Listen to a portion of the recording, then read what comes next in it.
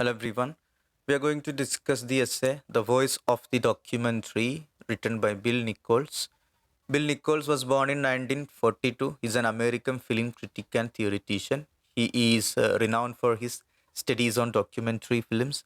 He was the first one to apply the theories of modern film in the study of documentary film, and his major works include newsreel, documentary filmmaking on the American left, ideology and the image, social representation in the cinema and other media, blurred boundaries, questions of meaning in contemporary culture. And The Voice of the Documentary was published in 1983, and this essay is a comprehensive analysis of voice in documentary film. Nichols is attempting to find out the significance of voice in determining the authorship in documentaries. He flays the trends in which the text voice disappears behind the characters who speak. According to him, the text voice must occupy the dominant position. Flays means criticize. Actually, എന്താണ് ഇവിടെ പറയുന്നത് എന്ന് വെച്ചാൽ ഈ ഒരു particular essay വോയിസിൻ്റെ importance ഡോക്യുമെൻറ്റിൽ എത്രമാത്രം ഇമ്പോർട്ടൻസ് വോയിസിനുണ്ട് which means that every text will have or every documentary will have a particular ideology, a particular reality or truth to convey. ഒരു എന്തെങ്കിലും ഒരു ഐഡിയോളജി ഒരു ആശയം ഒരു മെസ്സേജ് അല്ലെങ്കിൽ ഒരു ട്രൂത്ത് കൺവേ ചെയ്യേണ്ടതായിട്ടുണ്ട് every documentary is different from feature ഫിലിംസിൽ നമ്മൾ റിയാലിറ്റി പറയണമെന്നില്ല, പക്ഷെ documentary is meant to convey the reality. അതുകൊണ്ട് തന്നെ ആ റിയാലിറ്റി ആയിരിക്കണം ഡോക്യുമെൻ്ററിയിൽ ഡോമിനൻ്റ് ആയിട്ട് നമ്മൾ പറയാൻ ശ്രമിക്കുന്ന ആ ഒരു റിയാലിറ്റി ആയിരിക്കണം ഡോക്യുമെൻ്ററിയിൽ ഡോമിനൻ്റ് ആയി നിൽക്കേണ്ടത്. ഒരു സിനിമയൊക്കെ അല്ലാത്ത ഡോക്യുമെൻ്ററി ഫിലിം അല്ലാത്ത ഫിലിംസൊക്കെ അതിൽ ഒരു ആംബിഗ്യസ് മീനിങ് ഉണ്ടായിക്കഴിഞ്ഞാൽ അത് കുഴപ്പമില്ല. So we are not going to say the truth. So documentary is going to say the truth. അതുകൊണ്ട് ആ ട്രൂത്തിൻ്റെ voice should be dominant, right? So the voice has got the voice has got more importance when it comes to documentaries, and the voice of the text, that is the voice of the documentary filmmaker, that should be the dominant voice in the documentary. So it should not disappear behind the characters who speak. ഡോക്യുമെൻ്ററിയിൽ നിങ്ങൾ ഉൾപ്പെടുത്തുന്ന ക്യാരക്ടേഴ്സിൻ്റെ വോയിസിന് അടിയിൽ ഒരിക്കലും ഈ ഒരു voice പോകാൻ പാടില്ല എന്നുള്ള. Okay. So according to him, the text voice or the document's voice must occupy the dominant position. And according to Bill Nichols, four styles can be found in the history of documentary. ഡോക്യുമെൻ്ററിയുടെ ചരിത്രത്തിലേക്ക് പോയി കഴിഞ്ഞാൽ 4 തരത്തിലുള്ള ഡോക്യുമെൻ്ററികൾ നമുക്ക് കാണാൻ പറ്റും. The first one is direct address style of Griersonian tradition. John Grierson എന്ന് പറയുന്ന ഇദ്ദേഹമൊക്കെ ഫോളോ ചെയ്തിരുന്ന ഒരു ട്രഡീഷൻ ആയിരുന്നു ഫസ്റ്റ് ടൈപ്പ് ഓഫ് ഡോക്യുമെൻ്ററി. അതിൻ്റെ പേർപ്പസ് എന്ന് പറയുന്നത് ആളുകളെ എഡ്യൂക്കേറ്റ് ചെയ്യുക എന്നുള്ളതായിരുന്നു, ഡിഡാക്റ്റിക് പേർപ്പസ് ആയിരുന്നു. It used a lot of off screen narrations and in many cases narration dominated the visuals. So നമ്മുടെ സന്തോഷ് ജോർജ് കുളങ്ങരയുടെയൊക്കെ ഡോക്യുമെൻ്ററി പോലത്തെയുള്ള ഡോക്യുമെൻ്ററി ഒരുപാട് ഓഫ് സ്ക്രീൻ നരേഷൻസ് ഉണ്ടാവും. കുറേ വോയിസ് ഓവറുകൾ നമുക്ക് കേൾക്കാൻ സാധിക്കുന്ന തരത്തിലുള്ള ഡോക്യുമെൻ്ററി ആയിരിക്കും അത്. ആൻഡ് സോ ആ ഒരു വോയിസിനെ വോയിസ് ഓഫ് ദി ഗോഡ് എന്ന് വിളിക്കാറുണ്ട് കേട്ടോ. ഇതാരാണോ ഇത് വോയിസ് കൊടുക്കുന്നത് അവർ most of the time will be behind the screen. So വിഷ്വലിനെക്കാട്ടിലും ഡോമിനൻ്റ് ആയി നിൽക്കുക ഈ നരേറ്ററുടെ വോയിസ് ആയിരിക്കും. ആൻഡ് ഇത് കൂടുതലും ന്യൂസിലൊക്കെ യൂസ് ചെയ്യുന്ന ഒരു ടെക്നിക്കാണ് ഇന്ന് കൂടുതലും. അതിൻ്റെ എക്സാമ്പിൾ ആയിട്ടുള്ള 2 ഡോക്യുമെൻ്ററീസാണ് night mail and listen to Britain. Then രണ്ടാമത്തെ സ്റ്റൈൽ എന്ന് പറയുന്നത് cinema verite was its successor, and that means രണ്ടാമത് വന്നതാണ്. And it promised an increase in the reality effect with its directness, immediacy and impression of capturing untampered events in the everyday lives of particular people. There was no commentaries in these films. It didn't offer the viewer a context or perspective. രണ്ടാമത്തേത് നമ്മൾ cinema verite എന്ന് പറയുന്ന ഒരു kind of മോഡലാണ്. ഇതിനകത്ത് voice over ഒന്നും ഉണ്ടാവില്ല, directly ആളുകളുടെ ഇടയിൽ ചെന്നിട്ട് റിയാലിറ്റി ഒപ്പിയെടുക്കുന്ന കൈൻഡ് ഓഫ് ഡോക്യുമെൻ്ററിയാണ്. അതിനകത്ത് എഡിറ്റിംഗ് ഒന്നും കൂടുതലുണ്ടാവില്ല. ഓക്കെ. ക്യാപ്ചറിങ് അൺടാമ്പേർഡ് ഈവൻസ് എന്ന് പറഞ്ഞാൽ അൺഎഡിറ്റഡ് ഈവൻസ് ആണ് in the every day lifes of particular people. ആളുകളെ ഡോക്യുമെൻ്ററിക്കായിട്ട് നിങ്ങൾ അഭിനയിക്കാൻ വേണ്ടിയിട്ട് നിർത്തുന്നു വേണ്ട, ഡയറക്റ്റായിട്ട് ആളുകളുടെ ഇടയിൽ ചെന്നിട്ട് അവരുടെ അഭിപ്രായങ്ങൾ ചോദിക്കുന്നു ആൻഡ് അത് ക്യാമറയിൽ പിടിക്കുന്നു. ദിസ് കൈൻഡ്സ് ഓഫ് ഡോക്യുമെൻ്ററിയാണ് സിനിമ വെറിറ്റെ എന്ന് പറയുന്നത്.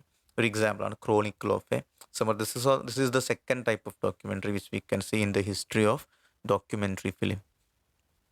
And the third style is interview based documentary. ഇതിനകത്ത് the characters in which the characters or narrators speak directly to the viewer, sometimes profoundly revealing, sometimes fragmented and incomplete.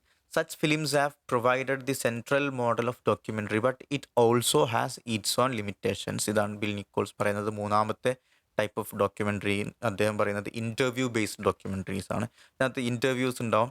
ഇൻ്റർവ്യൂസിൽ ആ characters ഡയറക്റ്റായിട്ട് വന്നിട്ട് ക്യാമറയിൽ നോക്കിയിട്ട് സംസാരിക്കുന്നു. And the narrator will also be there.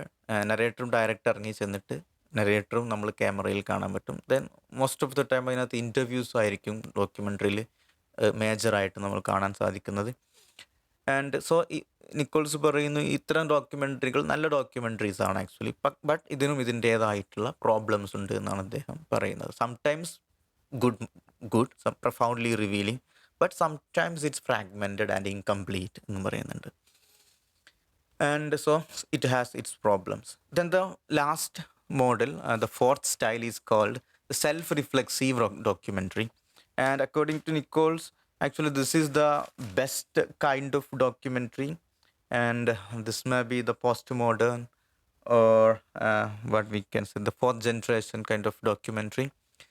And this is called self-reflexive. This reveals how cinema is made, for example. എങ്ങനെ അതിൻ്റെ ആ ഒരു പ്രോസസ്സ് പോലും റിവീൽ ചെയ്ത് കാണിക്കുന്ന കൈൻഡ് ഓഫ് ഡോക്യുമെൻ്ററി ആണ്. This is more complex than those previous three types: interview based, cinema verite and the voice over kind of documentary. അതല്ലെങ്കിൽ ഒരു നമുക്ക് അങ്ങനെ പറയാം, അല്ലെങ്കിൽ ഫസ്റ്റ് ജനറേഷൻ ഡോക്യുമെൻ്ററി എന്നൊക്കെ പറയും. അതിൽ നിന്നൊക്കെ ഡിഫറെൻ്റ് ആയിട്ടുള്ള ഒരു സാധനമാണ് this fourth one, this self reflexive document, more complex. And the fourth generation documentaries combine observational passages with interviews and the filmmaker's commentary with intertitles, revealing what has been hidden all along. ഇതിനകത്ത് കേവലം ഒരു voice over മാത്രം, ഇതിനകത്ത് voice over ഉണ്ടാവാം, interview ഉണ്ടാവാം, and നേരിട്ട് ഒപ്പിയെടുക്കുന്ന ചിത്രങ്ങൾ ഉണ്ടാവാം. പല കാര്യങ്ങളെയും ഉൾപ്പെടുത്തി എല്ലാം കൂടെ കമ്പൈൻ ചെയ്തുണ്ടാക്കുന്ന kind of documentary ആണ് this self-reflexive, that is the fourth generation documentary. Bill Nichols says, I do not intend to argue that self-reflexive documentary represents a pinnacle or solution in any ultimate sense. ഈ fourth generation documentary or self reflexive documentary is the best documentary എന്ന് പറയുന്ന സമയത്തും അദ്ദേഹം ഒരിക്കലും പറയുന്നില്ല I do not intend to argue that self-reflexive documentary represents a pinnacle or an ultimate solution എന്നാണ് ഇതിൻ്റെ അർത്ഥം. അങ്ങനെ ഒരു അൾട്ടിമേറ്റ് സൊല്യൂഷൻ നൽകാൻ കഴിയുന്നതാണ് എന്നൊന്നും അദ്ദേഹം പറയുന്നില്ല. But it provides certain possibilities. It's much better than the voice over, cinema verite, interview based or testimonial based documentaries. ഇതിനേക്കാളൊക്കെ കമ്പാരിറ്റീവ്ലി നല്ലതാണെന്ന് അദ്ദേഹം പറയുന്നുണ്ട്. Then next he says Emily D. Antonio. As for Nichols-ന്റെ അഭിപ്രായത്തിൽ Emily D. Antonio, who pioneered the use of interviews and compilation footage to organize complex historical arguments without a narrator. ഈ interview ഏറ്റവും beautiful ആയിട്ട്, interview based documentary ഏറ്റവും beautiful ആയിട്ട് ചെയ്തിട്ടുള്ള ഒരു film മേക്കറാണ് എമിലി ഡി ആൻ്റോണിയോ. ആൻഡ് അദ്ദേഹത്തിൻ്റെ ഡോക്യുമെൻ്ററികളിൽ പലപ്പോഴും നരേറ്റർ ഉണ്ടാവാറില്ല. Okay, in his documentaries most of the time there will not be any narrator. പക്ഷേ നരേറ്റർ ആയിട്ട് ഒരാളില്ലെങ്കിൽ പോലും വളരെ ബ്യൂട്ടിഫുൾ ആയിട്ട് അദ്ദേഹം വളരെ കോംപ്ലക്സ് ആയിട്ടുള്ള ഹിസ്റ്റോറിക്കൽ ആർഗ്യുമെൻ്റ് അദ്ദേഹത്തിന് നടത്താൻ അദ്ദേഹത്തിന് സാധിക്കാറുണ്ട്. ഇൻ്റർവ്യൂസിലൂടെ, പല ഇൻ്റർവ്യൂസും പല ആളുകളിലൂടെയും പല വിറ്റ്നസ്സുകളെയൊക്കെ കൊണ്ടുവന്നിട്ട് അവരെ കൊണ്ട് പറയിപ്പിച്ചിട്ട് ബ്യൂട്ടിഫുൾ ആയിട്ടുള്ള ഡോക്യുമെൻ്ററി അദ്ദേഹത്തിന് ചെയ്യാൻ സാധിക്കും. നരേറ്റർ ഇല്ലാതെ പോലും അദ്ദേഹത്തിന് the voice of the documentary വളരെ ബ്യൂട്ടിഫുൾ ആയിട്ട് കൺവേ ചെയ്യാൻ സാധിക്കാറുണ്ട് എന്നുള്ളതാണ് നിക്കോൾസ് പറയുന്നത്. He has provided clear signpost for avoiding the inherent dangers of interviews. സാധാരണ ഇൻ്റർവ്യൂ ബേസ്ഡ് ഡോക്യുമെൻ്ററിയിൽ ഉണ്ടാകുന്ന ഒരു അപകടം ശരിക്കും ഒഴിവാക്കുന്ന രീതിയിലാണ് ഇദ്ദേഹം ചെയ്യുന്ന ഡോക്യുമെൻ്ററികൾ എന്ന് നിക്കോൾസ് പറയുന്നുണ്ട്. And many directors have attempted to emulate his style, but none have been as successful as Antonio. Antonio പോലെ ഡോക്യുമെൻ്ററി മേക്ക് ചെയ്യാൻ വേണ്ടിയിട്ട് ഒരുപാട് ആളുകൾ ശ്രമിച്ചിട്ടുണ്ട് എങ്കിൽ പോലും they were not successful like Antonio. And Antonio never reduces a documentary to a mere interview. It should have different narratives, interviews, real footage, etc. അപ്പോൾ ഒരു അന്റോണിയോയുടെ ഡോക്യുമെൻ്ററിയിൽ ഇൻ്റർവ്യൂ മാത്രമല്ല ഉള്ളത്. Most of the time you can see lot of interviews, but at the same time അതിനകത്ത് different narratives ഉണ്ടാവാം and real ഫുട്ടേജുകൾ ഉണ്ടാവാം. Cinema വെറിറ്റയിലൊക്കെ കാണുന്ന പോലെയുള്ള റിയൽ ഫുട്ടേജുകൾ ഉണ്ടാവാം. Then voice over can also be seen like in the first generation documentary. And maybe interview will be a little bit dominant in this Antonio's model. And in ഇങ്ങനെ ഒരു സംഭവം നമ്മൾ text നിർത്തൊരു കോട്ടുണ്ട്, just ഒന്ന് വായിച്ചു നോക്കാം. Just as the voice of John Huston in the Battle of San Pietro contest one line of argument with another, that of General Mark Clark, who claims that cost of battle were not excessive, with that of Huston, who suggests they were. So the textual voice of the Antonio contest and places the statements made by its emperor interviews, but without speaking to us directly. ഈ ഇദ്ദേഹത്തിൻ്റെ interview based ആയിട്ടുള്ള most of the time is documentaries are interview based, but അതിനകത്ത് voice ഓവറൊക്കെ ഉണ്ട്, narratives ഒക്കെ ഉണ്ടെന്നെങ്കിൽ പോലും ഇദ്ദേഹം ഇങ്ങനെ ഒരു നരേറ്റർ ഇല്ലാതെയാണെങ്കിൽ പോലും അദ്ദേഹം ശരിക്കും അദ്ദേഹത്തിന് പറയാനുള്ള കാര്യങ്ങൾ വിത്തൗട്ട് സ്പീക്കിംഗ് ഡയറക്റ്റ്ലി ഈ വോയിസ് ഓഫ് ദി ഡോക്യുമെൻ്ററി അല്ലെങ്കിൽ വോയിസ് ഓഫ് ഡി അന്റോണിയോ ആയിരിക്കും മുകളിലായിട്ട് നിൽക്കുന്നത്. വോയിസ് ഓഫ് ഡി അന്റോണിയോ എന്നുള്ളത് ഈ ഒരു ഡോക്യുമെൻ്ററിയിലൂടെ അദ്ദേഹം എന്താണോ പറയാൻ ശ്രമിക്കുന്നത് അതായിരിക്കും ഡോമിനൻ്റ് ആയിട്ട് നിൽക്കുന്നത്. ഒരു പക്ഷേ അദ്ദേഹം അത് ഡയറക്റ്റായിട്ട് ആ ഡോക്യുമെൻ്ററിയിൽ പറയണം എന്നില്ല. അദ്ദേഹത്തിൻ്റെ വോയിസ് നമുക്ക് കേൾക്കാൻ പറ്റിക്കൊള്ളുന്നില്ല ഡോക്യുമെൻ്ററിയിൽ, പക്ഷേ അദ്ദേഹത്തിൻ്റെ വോയിസ് തന്നെയായിരിക്കും അത് നമുക്ക് ഇൻഡയറക്റ്റായിട്ട് നമുക്ക് അതിൽ ഡോമിനൻ്റായി നിൽക്കുന്നത് കാണാൻ സാധിക്കുന്നത്. ഇതിൻ്റെ ഒരു ഉദാഹരണം ഇവിടെ കൊടുത്ത് ജോൺ ഹസ്റ്റൻ്റെ ഒരു ഡോക്യുമെൻ്ററിയെ കുറിച്ചാണ്. അതിൻ്റെ the battle of San Pietro എന്ന് പറയുന്നൊരു ഡോക്യുമെൻ്ററിയിൽ അതിലുള്ള ഒരു ക്യാരക്ടർ ജനറൽ മാർക്ക് ക്ലാർക്ക് എന്ന് പറയുന്ന അദ്ദേഹം പറയുന്നത് the cost of battles were not excessive എന്നുള്ളൊരു കാര്യം അദ്ദേഹം അതിനകത്ത് പറയുന്നുണ്ട്. അത് ശരിക്കും ഹസ്റ്റൻ്റെ വോയിസുമായിട്ട് വിരുദ്ധമായി നിൽക്കുന്നതാണ് ആക്ച്വലി.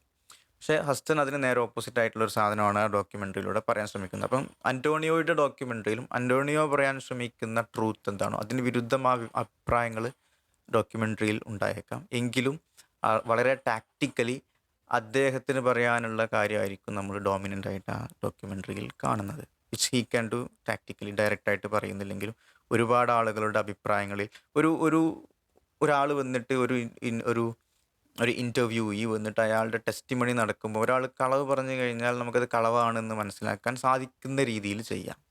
ഓക്കെ, സത്യമാണെങ്കിൽ അത് ട്രൂത്ത് ആണെന്ന് കേൾക്കുന്ന ആളുകൾക്ക് മനസ്സിലാകുന്ന രീതിയിൽ അത് കാര്യങ്ങൾ ചെയ്യാം.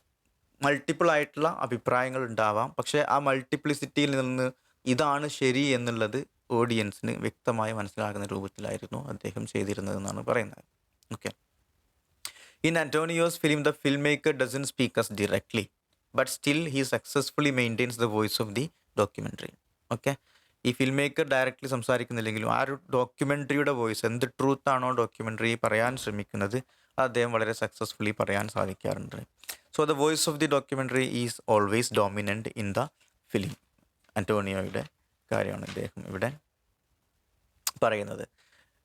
ഓക്കെ, സോ അദ്ദേഹത്തിൻ്റെ കുറച്ച് എക്സാമ്പിൾസ് ആണ് കൊടുത്തിരിക്കുന്നത്. അന്റോണിയോയുടെ point of order, mill house, underground എന്നൊക്കെയുള്ളതാണ് അദ്ദേഹത്തിൻ്റെ ഈ പറഞ്ഞ രീതിയിൽ ചെയ്ത documentaries. Okay, so that's it, and this is a brief summary of the essay, and so I hope it will help. Thank you.